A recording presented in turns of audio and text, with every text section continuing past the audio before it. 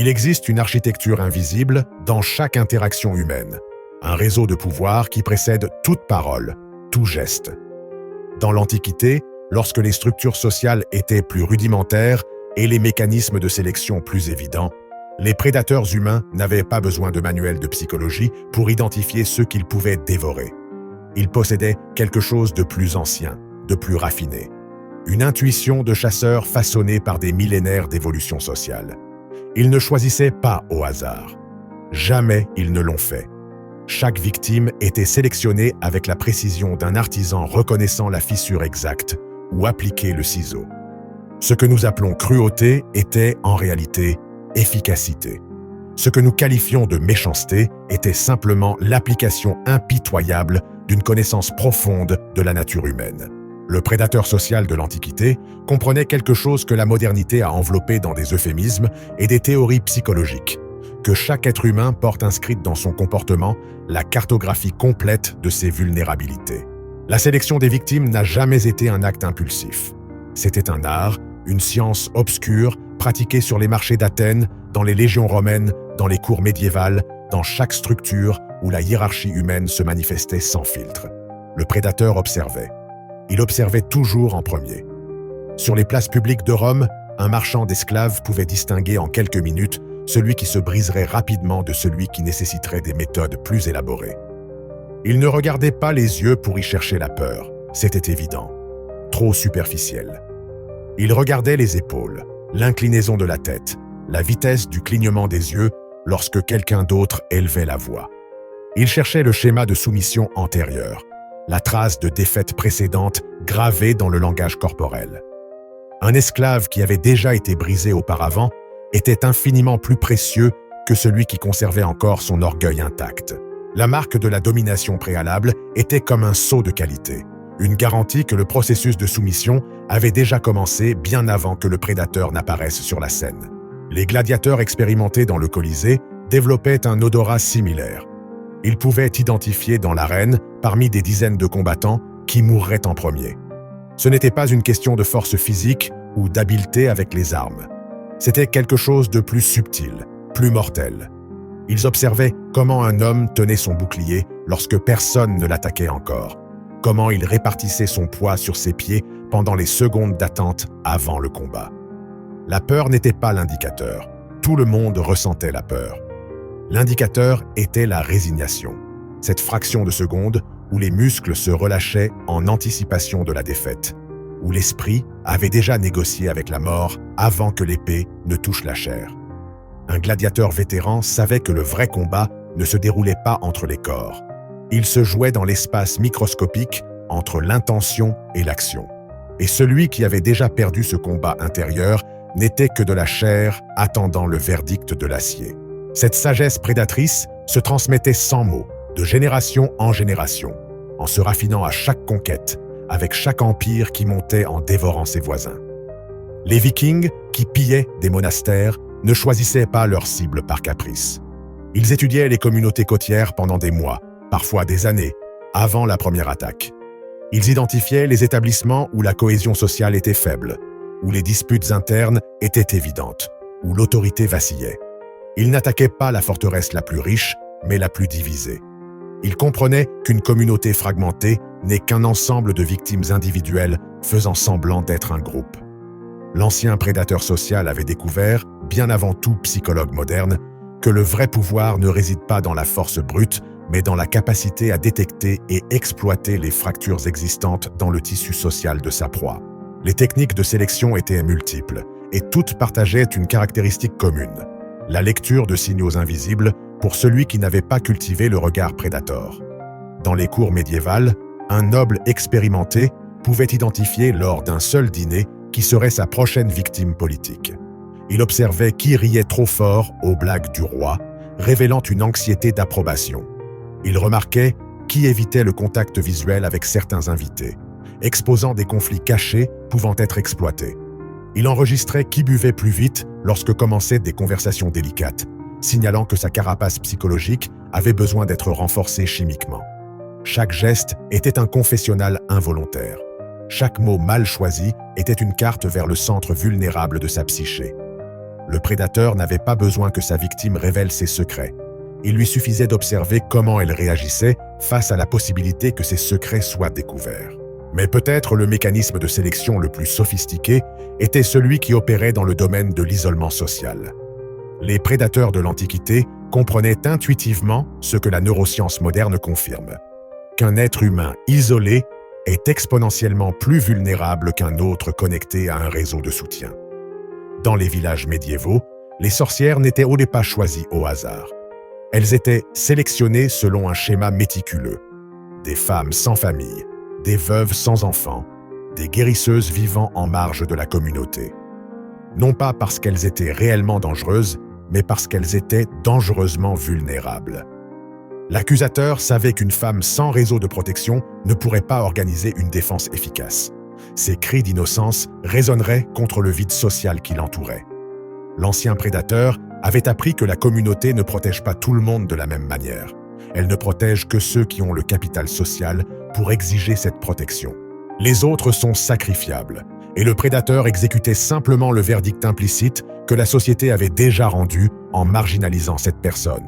Cette compréhension de l'isolement comme vulnérabilité s'appliquait à des échelles massives. Les empires qui conquistaient de nouveaux territoires ne massacraient pas de manière indiscriminée. Ils identifiaient d'abord les fissures ethniques, religieuses ou tribales dans la population conquise. Ensuite, ils amplifiaient systématiquement ces divisions, transformant des communautés entières en archipels de groupes isolés qui se regardaient avec plus de méfiance qu'ils ne regardaient le conquérant. Rome a perfectionné cette technique jusqu'à en faire une doctrine impériale. Divide et impera n'était pas seulement une stratégie militaire, c'était une technologie de sélection des victimes à l'échelle civilisatrice.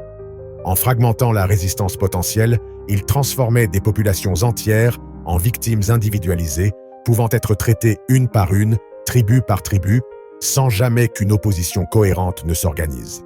Le prédateur social avait découvert que la meilleure façon de dévorer une armée était d'abord de la convaincre qu'il ne s'agissait pas d'une armée, mais d'une multitude d'individus aux intérêts irréconciliables. Il existait également la sélection par épuisement, une technique que les seigneurs féodaux appliquaient avec une maîtrise clinique. Ils identifiaient les paysans montrant des signes d'usure extrême, ceux dont les récoltes avaient échoué 2 années consécutives, dont les familles étaient affaiblies par la maladie, dont les outils étaient cassés sans possibilité de réparation. Ceux-ci n'étaient pas attaqués directement. Ils étaient placés dans une position où la seule issue était la servitude volontaire. Un prêt impossible à rembourser. Une taxe augmentée juste au moment où il n'y avait pas de ressources pour la couvrir. Une accusation mineure nécessitant une défense légale hors de leur portée. Le prédateur comprenait qu'une personne épuisée n'est pas seulement plus facile à dominer, elle est aussi plus susceptible de rationaliser sa propre défaite comme une décision logique. La victime épuisée signe sa propre condamnation à l'esclavage et l'appelle pragmatisme. Le prédateur n'a même pas besoin de forcer la cage. Il suffit d'attendre patiemment que la victime construise les barreaux avec ses propres mains tremblantes. Les monastères et structures religieuses de l'Antiquité ont fourni certains des environnements les plus fertiles pour la prédation raffinée. Non pas parce qu'ils étaient intrinsèquement corrompus, mais parce qu'ils concentraient des éléments que le prédateur social reconnaissait comme idéaux. Hiérarchie rigide, autorité incontestable, isolement du monde extérieur, et surtout, des victimes qui avaient été entraînées à réprimer leurs instincts de défense en leur nom. Un novice dans un monastère médiéval avait été conditionné à interpréter la soumission comme piété, le silence face à l'abus comme humilité, l'acceptation de la souffrance comme un chemin vers la sainteté. Le prédateur religieux n'avait pas besoin de briser la volonté de sa victime. La structure l'avait déjà fait. Il lui suffisait de rediriger cette obéissance préconditionnée vers ses propres fins. La victime idéale n'est pas celle qui a peur de résister. C'est celle qui a été convaincue que résister est immoral. Cette perversion des structures d'autorité a révélé quelque chose de fondamental sur la nature de la prédation sociale, que les meilleurs terrains de chasse ne sont pas ceux du chaos, mais ceux de l'ordre excessif. Les champs de bataille produisent des victimes, mais ce sont des victimes aléatoires, difficiles à prévoir et à contrôler. Les institutions fortement structurées, en revanche, produisent des victimes standardisées, traitables, avec des vulnérabilités prévisibles. Un esclave dans une mine romaine un serviteur dans une ferme féodale, un apprenti dans une guilde médiévale, partageaient tous une caractéristique. Ils avaient été placés dans des systèmes qui, d'abord, leur enlevaient leur agentivité individuelle, puis les rendaient responsables de leur propre oppression. Le prédateur social a appris que la meilleure victime est celle qui a intériorisé sa victimisation comme une partie naturelle de l'ordre des choses. Les marchands qui trafiquaient avec des êtres humains le long de la route de la soie ont développé des taxonomies entières de vulnérabilité. Ils pouvaient évaluer la valeur d'un esclave potentiel en quelques minutes, non pas par sa force physique, mais par des marqueurs psychologiques plus subtils. Une personne capturée loin de sa terre natale valait plus qu'une capturée près de sa communauté, car la distance géographique représentait une distance psychologique par rapport à toute identité de sauvetage. Une personne ayant été témoin de la mort violente de sa famille valait plus qu'une capturée seule, car le traumatisme avait déjà accompli une partie du travail de déstructuration psychologique. Une personne jeune valait plus non pas pour sa capacité de travail, mais pour sa malléabilité cognitive, pour la facilité avec laquelle son identité pouvait être réécrite. Le prédateur commercial avait compris que le véritable produit n'était pas le corps, mais l'esprit, et qu'un esprit brisé était infiniment plus précieux qu'un intact parce qu'il était plus facile à reformater selon les besoins de l'acheteur. Cette industrialisation de la sélection des victimes a atteint son expression la plus raffinée dans les systèmes de caste qui ont émergé dans de multiples civilisations anciennes. Inde, Japon, Europe médiévale, toutes ont développé des taxonomies élaborées d'humanité dégradée où certains groupes étaient désignés comme éternellement vulnérables par décret cosmologique. Le génie pervers de ces systèmes ne résidait pas dans la violence avec laquelle ils étaient appliqués, bien que cette violence fût omniprésente, mais dans la manière dont ils transformaient la prédation en un acte moralement neutre, voire vertueux. Si quelqu'un était né intouchable, alors l'exploiter n'était pas de la cruauté, mais l'accomplissement de l'ordre naturel. Si quelqu'un était déclaré hérétique par naissance, alors le persécuter n'était pas une injustice, mais un devoir religieux. Le prédateur social avait réussi son plus grand triomphe, faire accepter à la victime sa propre sélection comme légitime, comme faisant partie d'un plan divin ou naturel qu'il était blasphématoire de remettre en question. Les gladiateurs qui survivaient à plusieurs combats développaient une perception presque surnaturelle de ces schémas. Ils pouvaient distinguer entre le condamné qui se battrait pour sa vie jusqu'à son dernier souffle et celui qui avait déjà négocié intérieurement les termes de sa reddition. La différence ne résidait pas dans le courage. Tous les hommes dans l'arène en avaient. Elle était dans quelque chose de plus profond. Savoir s'ils conservaient ou non un sens de l'agence personnelle. Le condamné dangereux était celui qui croyait encore que ses actions pouvaient modifier son destin. Le condamné sûr était celui qui avait accepté que son destin était scellé et que se battre n'était qu'un rituel obligatoire avant le verdict inévitable. Le gladiateur prédateur apprenait rapidement à identifier cette acceptation fataliste. Elle se manifestait par des micro-expressions, dans la façon dont les yeux suivaient ou non le mouvement des armes, dans la tension ou la reddition des épaules face au premier échange de coups. C'était la différence entre quelqu'un qui se bat pour gagner et quelqu'un qui se bat pour respecter l'obligation. Et cette différence faisait toute la différence. Mais il existait une catégorie de victimes encore plus précieuse pour l'ancien prédateur social. Celle qui non seulement acceptait sa victimisation, mais la défendait activement. Les esclaves qui surveillaient d'autres esclaves. Les opprimés qui devenaient oppresseurs de ceux qui étaient un cran en dessous. Les paysans qui dénonçaient d'autres paysans aux seigneurs féodaux en échange de concessions minimes. Ces victimes complices étaient le lubrifiant permettant à tout le mécanisme de domination de fonctionner sans supervision constante. Le prédateur social avait découvert que la meilleure façon de maintenir un système d'exploitation n'était pas par la violence perpétuelle, mais par la redistribution stratégique de petites quantités de pouvoir. Donne à un esclave l'autorité sur 3 autres esclaves, et tu auras un gardien qui supervisera sa propre esclavage avec plus de zèle que n'importe quel maître extérieur. Le vieux prédateur comprit que la victime parfaite n'est pas celle qui souffre en silence, mais celle qui trouve un sens à sa souffrance en devenant administratrice de la souffrance des autres. Cette psychologie de la complicité a été magistralement exploitée lors des conquêtes militaires de l'Antiquité. Alexandre le Grand n'a pas conquis le monde uniquement avec ses phalanges macédoniques. Il l'a conquis en intégrant les élites locales de chaque territoire envahi dans sa structure de pouvoir. Il leur offrait la possibilité de trahir leur propre peuple en échange de conserver une part de privilèges sous le nouveau régime. La majorité acceptait, non pas parce qu'ils étaient lâches, mais parce que le prédateur avait identifié avec justesse leur vulnérabilité centrale. Ils préféraient être des collaborateurs privilégiés plutôt que des résistants destitués. Le prédateur impérial comprenait que chaque société possède une fraction de sa population prête à vendre l'avenir collectif pour la sécurité individuelle présente, et que l'identification et la cultivation de cette fraction étaient plus efficaces que toute campagne militaire. Les systèmes judiciaires de l'Antiquité étaient des outils de sélection extraordinairement efficaces. Les lois n'étaient pas aveugles, elles avaient une vision sélective méticuleusement calibrée. Dans la démocratie athénienne, seuls les citoyens avaient des droits pleins, une minorité de la population. Les métèques, les esclaves, les femmes existaient dans des zones légales où leur corps et propriétés étaient essentiellement d'accès libre pour ceux qui possédaient la citoyenneté. La loi ne protégeait pas, elle classifiait. Elle désignait qui était le prédateur légitime et qui était la proie légitime. Le génie du système résidait dans son apparence de justice, dans la façon dont il enveloppait la prédation systématique dans un langage d'ordre et d'équité. Le prédateur légal était le plus sophistiqué de tous parce qu'il opérait avec le sceau d'approbation sociale, transformant l'exploitation en processus administratif, la cruauté en procédure judiciaire. Cette légalisation de la prédation a atteint des formes particulièrement raffinées à Rome. Le droit romain est célébré comme le fondement de la civilisation occidentale, mais il était simultanément un manuel exhaustif sur comment identifier et traiter les victimes légales.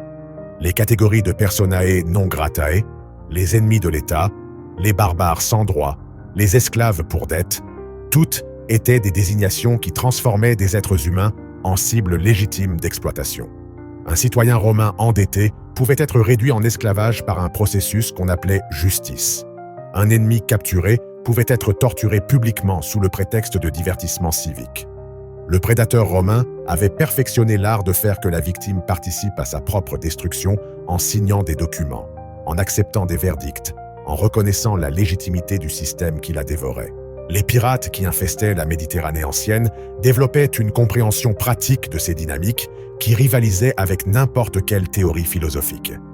Ils savaient que les navires marchands ne défendaient pas leur cargaison avec la même férocité. Certains équipages se battaient jusqu'à la mort, d'autres se rendaient face à la première menace. La différence ne résidait pas dans la valeur de la cargaison, mais dans la composition de l'équipage. Des marins maltraités par leur capitaine, travaillant dans des conditions de semi-esclavage, ne participant pas aux bénéfices du voyage, ceux-là ne risquaient pas leur vie pour des marchandises étrangères. Ils se rendaient rapidement, parfois collaborant activement avec les attaquants. Un pirate expérimenté ne demandait pas ce que transportait le navire, mais comment il traitait l'équipage. Un navire dont l'équipage était exploité était un navire qu'on conquiert par la menace. Un navire où l'équipage participait aux bénéfices était un navire nécessitant un véritable combat. Le prédateur maritime avait appris que la meilleure façon de prédire la résistance n'était pas d'évaluer la capacité militaire, mais la cohésion sociale, et qu'un équipage divisé était simplement une victime collective attendant d'être traitée individuellement. Cette sagesse sur la cohésion comme défense et la division comme vulnérabilité imprégnait toutes les sphères de la vie ancienne. Les généraux qui assiégèrent des villes ne se contentaient pas de couper les approvisionnements, ils coupaient aussi l'information. Ils empêchaient différents secteurs de la ville assiégée de communiquer entre eux. Ils répandaient des rumeurs de trahison, de redditions secrètes, de négociations privées entre l'ennemi et certaines factions internes. La ville ne tombait pas par la faim, elle tombait par la paranoïa. Le prédateur militaire comprenait qu'une communauté qui ne se fait pas confiance est une communauté déjà conquise. Il ne manque plus que les murs physiques confirment ce que les murs psychologiques ont déjà accompli. La victime collective idéale est celle où chaque membre soupçonne que tous les autres ont déjà négocié secrètement leur reddition. Les marchés aux esclaves étaient des théâtres d'évaluation psychologique où chaque geste était scruté avec une intensité clinique. Les acheteurs n'inspectaient pas seulement les dents et les muscles, ils observaient des schémas de comportement microscopiques. Comment l'esclave réagissait-il lorsqu'un autre esclave était frappé à proximité. Montrait-il de la solidarité ou de l'indifférence? Ses yeux suivaient-ils le coupable avec haine ou avec peur? Ses mains se fermaient-elles en poings impuissants ou restaient-elles molles dans la résignation? Chaque réaction était un indicateur du type de travail qu'il pouvait effectuer, du type de supervision dont il aurait besoin, de la probabilité qu'il tente de s'échapper ou de se rebeller. L'acheteur sophistiqué savait qu'il achetait non seulement une capacité de travail, mais aussi un profil psychologique complet, et que ce profil déterminait le retour sur investissement bien plus que toute caractéristique physique. Le prédateur commercial avait industrialisé la lecture des âmes, transformant la vulnérabilité humaine en une marchandise classifiable et commercialisable. Les anciennes religions, avec toute leur narration de rédemption et de justice divine, fonctionnaient également comme des systèmes d'identification des victimes. Les prêtres pouvaient désigner n'importe quel individu comme étant possédé, hérétique ou maudit, et cette désignation suffisait à en faire une cible légitime de violence communautaire. L'accusation ne nécessitait pas de preuve. La preuve était l'accusation elle-même. Si les dieux avaient permis que vous soyez accusés, alors vous deviez être coupable de quelque chose. Cette logique circulaire transformait des communautés entières en chasseurs potentiels et chaque individu en victime potentielle. Le prédateur religieux opérait dans un territoire psychologique particulièrement fertile parce que ses victimes avaient été conditionnées à croire que la souffrance était une preuve de culpabilité spirituelle, que si elles étaient punies, c'était parce qu'elles le méritaient d'une certaine manière. La victime spirituelle était peut-être la plus tragique de toutes parce qu'elle participait activement à la construction de sa propre culpabilité, cherchant dans son passé tout péché justifiant son tourment actuel. Cette internalisation de la culpabilité était un outil que le prédateur social perfectionna au fil des millénaires. Il ne suffit pas de maîtriser le corps, il faut aussi maîtriser la narration que la victime construit autour de sa propre expérience. Les esclaves qui croyaient mériter leur esclavage en raison d'une faute morale ou karmique étaient infiniment plus manipulables que ceux qui l'identifiaient correctement comme une injustice extérieure. Le serviteur qui interprétait sa misère comme une volonté divine était plus obéissant que celui qui la reconnaissait comme une structure d'exploitation. Le prédateur ancien comprenait que la cage la plus efficace ne se construit pas avec du fer, mais avec du sens, avec des narrations qui transforment l'oppression en destin, l'exploitation en ordre naturel, la cruauté en justice cosmique. Les amphithéâtres romains étaient des laboratoires publics, où ces dynamiques étaient exhibées avec une clarté obscène. Les condamnés n'étaient pas seulement exécutés, ils étaient forcés à participer à des mises en scène élaborées de leur propre destruction. On leur donnait des armes inutilisables et on les faisait combattre contre des gladiateurs professionnels. Ils étaient habillés en personnages mythologiques et des scènes de légende où leur mort constituait le point culminant narratif préétabli étaient recréées. Le public ne se contentait pas d'assister à des exécutions. Il assistait à la transformation d'êtres humains en accessoires jetables pour le divertissement de masse. Le prédateur impérial avait découvert que la violence était plus satisfaisante lorsqu'elle était enveloppée de spectacle, lorsque la victime ne mourait pas seulement, mais mourait en jouant un rôle assigné dans une narration justifiant sa mort comme une conclusion esthétique inévitable. Cette esthétisation de la cruauté n'était pas une aberration, mais la culmination logique de tout le système de sélection des victimes. Une fois que vous avez identifié qui peut être dévoré, une fois que vous avez construit les structures légales, religieuses et sociales qui légitiment cette prédation, la dernière étape est de faire en sorte que cette prédation ne soit pas seulement acceptable, mais désirable, divertissante, voire édifiante. Le prédateur social atteint sa forme la plus raffinée lorsque le public non seulement tolère la victimisation, mais paie pour la voir, lorsque la cruauté devient une culture et l'exploitation un spectacle qui définit l'identité collective. Les philosophes anciens, bien sûr, rationalisaient tout cela. Aristote soutenait que certains humains étaient esclaves par nature, que leur infériorité était ontologique, inscrite dans leur essence même. Platon construisait des républiques idéales où les classes inférieures existaient uniquement pour soutenir la contemplation philosophique des classes supérieures. Les stoïciens prônaient l'acceptation du destin assigné. transformant la résignation en vertu. Le prédateur intellectuel remplissait une fonction cruciale. Il fournissait le cadre conceptuel permettant aux victimes de rationaliser leur victimisation et aux bourreaux de dormir tranquilles après leurs atrocités. La philosophie ne remettait pas en question le système de prédation. Elle le raffinait, le rendait plus sophistiqué, plus difficile à identifier et à résister. Les routes commerciales reliant l'Europe à l'Asie étaient également des voies de prédation, où les faibles étaient systématiquement filtrés et exploités. Les caravanes traversant déserts et montagnes n'agissaient pas selon des principes de solidarité, mais selon une sélection darwinienne brutale. Si quelqu'un tombait malade, il était laissé derrière. Si quelqu'un ne pouvait pas payer sa protection, il devenait une marchandise. Si quelqu'un montrait une faiblesse, il était immédiatement reclassé de compagnon de voyage à ressources exploitables. Le prédateur nomade n'avait pas besoin de structures étatiques pour opérer.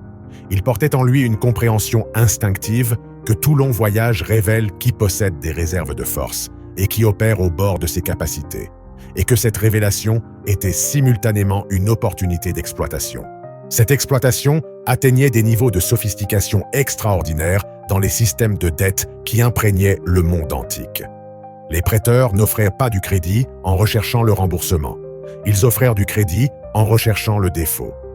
Les taux d'intérêt étaient conçus pour être impayables. Les termes étaient délibérément ambigus.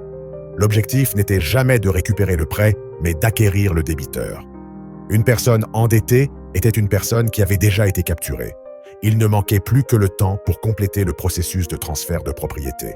Le prédateur financier avait découvert qu'il n'est pas nécessaire de chasser violemment lorsqu'on peut tendre des pièges, où les victimes se capturent elles-mêmes, où leurs propres besoins les poussent vers des contrats garantissant leur esclavage éventuel. Les systèmes d'apprentissage et d'éducation dans les guildes médiévales fonctionnaient selon des principes similaires. Un apprenti signait des contrats qui le liaient à un maître pendant des années, parfois des décennies. Pendant cette période, son travail enrichissait le maître tandis qu'il ne recevait qu'une subsistance minimale. S'il tentait de partir, il était marqué comme déserteur et aucun autre guilda ne l'aurait accepté. S'il complétait la période, mais n'était pas accepté comme maître, il avait donné des années de sa vie sans acquérir le statut qui justifierait cette donation.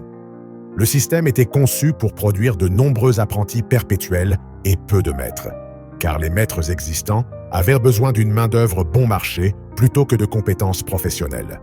Le prédateur guildal avait institutionnalisé l'exploitation de l'ambition juvénile, transformant le désir de progrès en mécanisme d'extraction de valeur.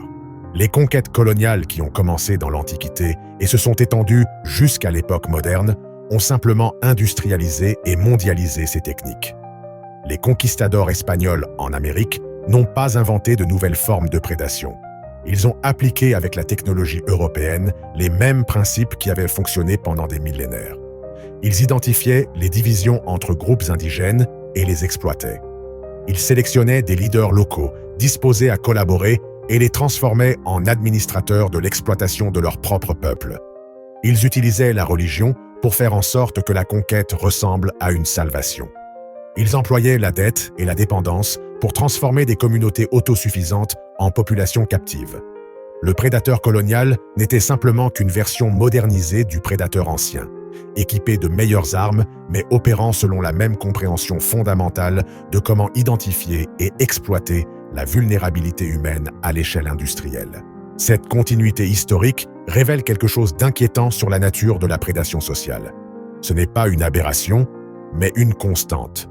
Chaque civilisation, chaque époque, chaque structure de pouvoir a développé et affiné ses propres systèmes d'identification et de traitement des victimes. Les méthodes changent, la technologie évolue, le langage se met à jour, mais la logique sous-jacente reste identique. Identifie la vulnérabilité, isole la victime de son réseau de soutien, crée des narrations qui légitiment l'exploitation, fait en sorte que la victime participe à sa propre victimisation, transforme le processus en système, le système en institution, l'institution en culture.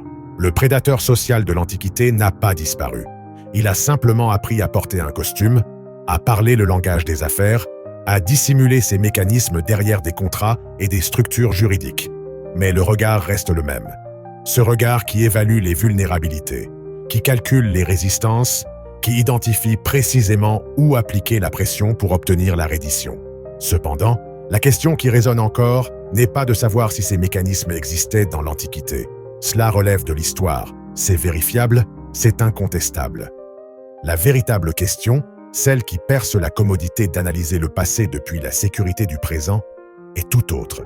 Ce regard que nous décrivons, cette capacité à lire les vulnérabilités, à identifier l'isolement, à reconnaître quand quelqu'un a été préconditionné à la soumission, à détecter quand une personne a déjà négocié intérieurement les termes de sa propre défaite. Ce regard existe toujours. Il opère en ce moment même, à cet instant précis, dans les bureaux, dans les écoles, dans les familles, dans chaque structure où existe hiérarchie et différence de pouvoir. La véritable question n'est pas comment ils choisissaient leurs victimes dans l'Antiquité.